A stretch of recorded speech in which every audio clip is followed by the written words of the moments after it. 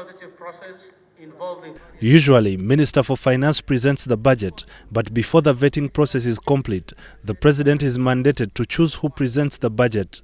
The appointed Minister of State for Finance in charge of planning and Member of Parliament in Ntenjeru Amos Lugoloobi has presented the National Budget 2021-2022 at Kololo Independence Ground.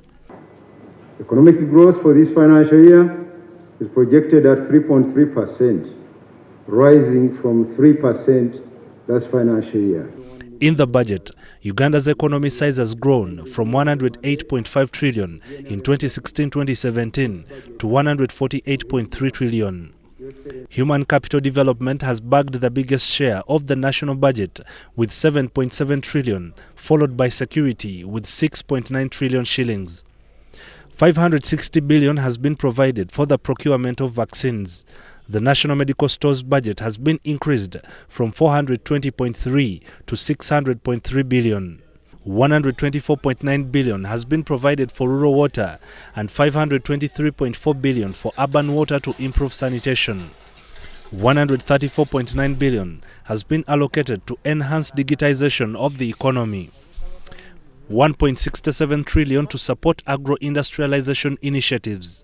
The agro-industrialization strategy will address low production and productivity of primary agriculture, poor harvest, handling and storage, limited value addition, and insufficient market access.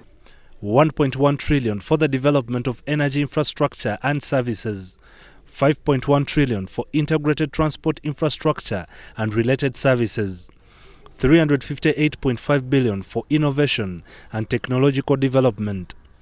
Judiciary funding has been enhanced from 199.1 billion to 376.9 billion.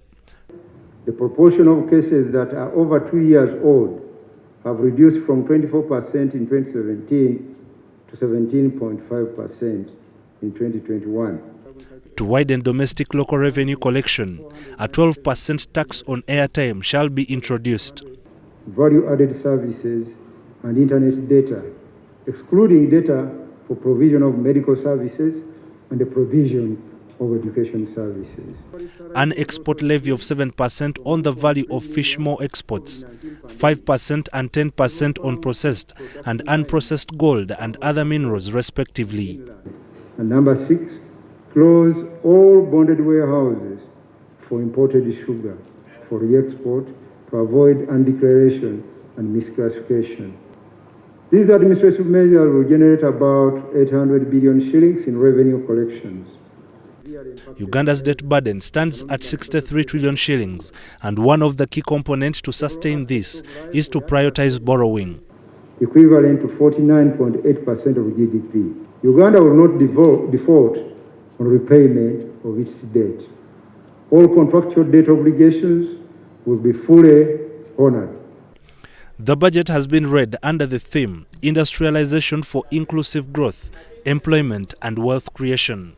Kaahwa, UBC News at Kololo.